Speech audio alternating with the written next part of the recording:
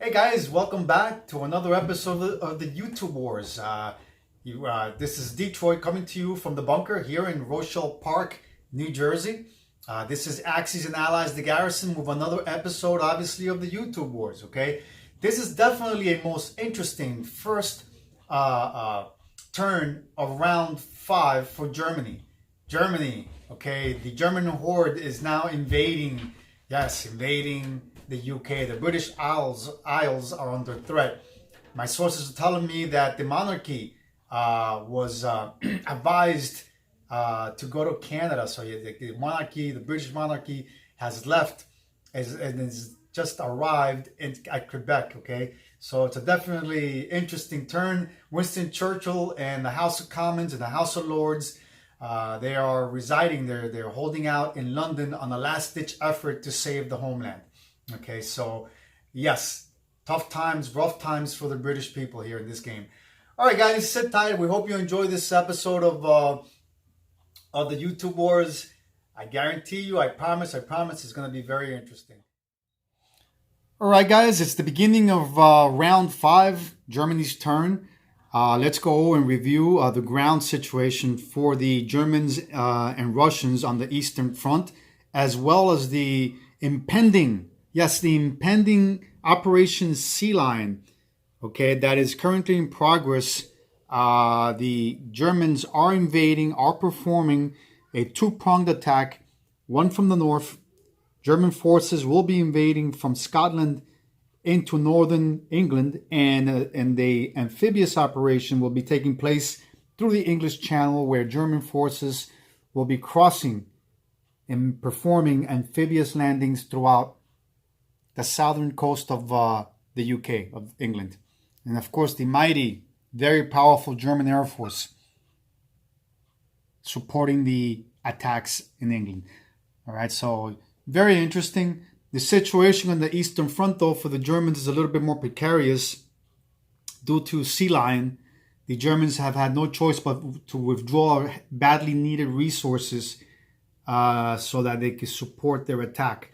Okay, so hence the Eastern Front is looking a little feeble for the Germans, giving the Russians the opportunity to launch a counteroffensive. Let's see how this works out for the Russians in the next couple of rounds. All right, just as a reminder, guys, please keep in mind that this is a 12-point game, a 12 victory point game. We're currently at the beginning of round 5. The Axis, in order to win, need to secure 12 victory points by the end of round 8. So currently they only have 8. If Sea Lion is successful, they will get an additional victory point, and that will be 9 out of 12. All right, let's come back with the order of battle. And I'll be back shortly. Stand by. All right, let's review the order of battle for the Germans. Let's see what Sire will be doing. Okay, so basically Sire will be performing one battle here. He'll be taking his armored division and mechanized infantry, going through Neretsia and attacking Valagda. Okay, so he's blitzing through here and attacking Valagda. Okay, his 3 divisions in Archangel will be moving into Smolensk and attacking the 2 Russian defending infantry divisions. Okay, Belarus, you have 2 German artillery, 1 armor, and 1 mechanized infantry divisions attacking 2 Russian artillery divisions in Belarus. And that's it for all the Germans' attack on the Eastern Front.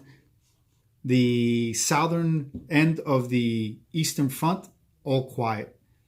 The Germans just don't have anything here at all whatsoever, with the exception of a few pieces, Italian and German artillery divisions, and that's about it. All right, so let's go to the Atlantic, to the English Channel. Let's see what's going on here. Here is arrayed the massive German Air Force, okay, with its complement of ground units.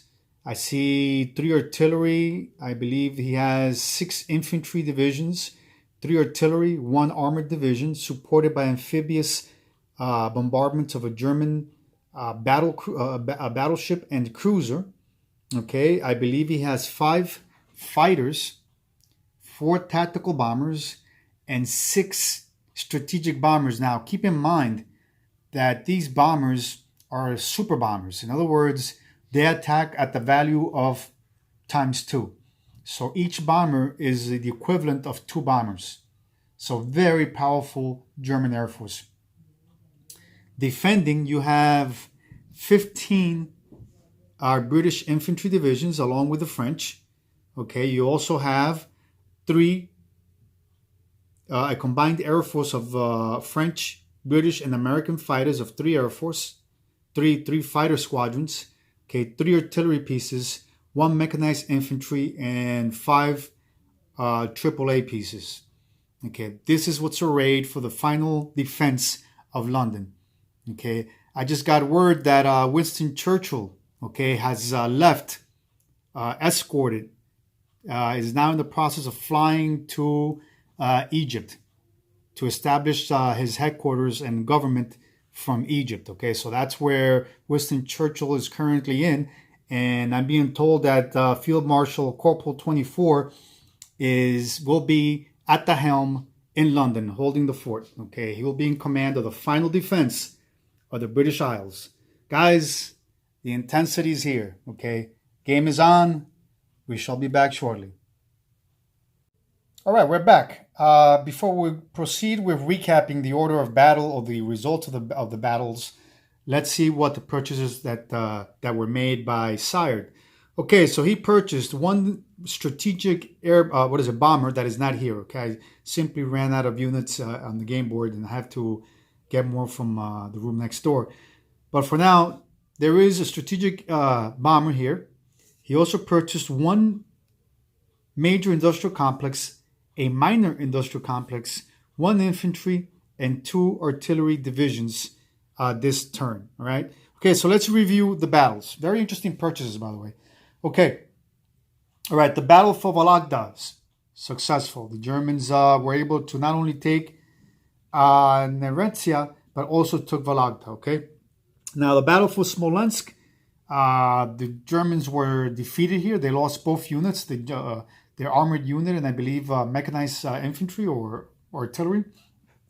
They were stopped. Okay, now the Russians are afforded the opportunity now to retake Archangel and acquire a national objective during their turn. Okay, Belarus. Okay, the Germans here were also successful, but they sustained heavy casualties. They lost half of their attacking forces. Okay, and in the south, well, nothing there. Okay, the Germans just have nothing to throw at the Russians. All right, so now the battle for England. Guys, what an upset. What an upset. That's all I can say. Needless to say, the Germans were successful in taking London. Okay, London is currently occupied by the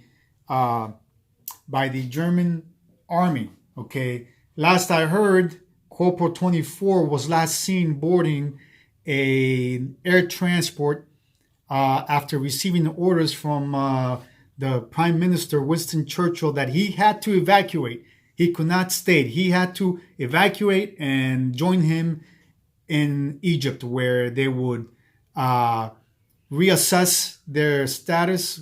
They would reassess and continue the fight against the Axis powers. So yes, Field Marshal Corporal 24 is currently flying towards Egypt, where he will take command of the remnants of the British armed forces. Okay, interesting battle. Needless to say, what a lopsided roll it was. Sire just kept on rolling extremely well. Granted, he did have amazing firepower, but the rolls were just amazing. And as for Corporal 24, geez, talk about bad luck. You know, very, very poor rolling on our side for the Allies. Okay, so what were the casualties? So the Germans lost 4 strategic bombers, 7 infantry divisions, and 3 fighters.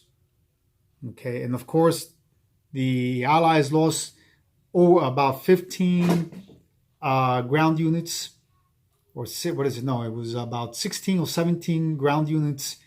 No, about 21, excuse me, ground units, including artillery, mechanized infantry, and infantry divisions, and 3 fighter squadrons that were combined, were made up of British, French, and American fighters.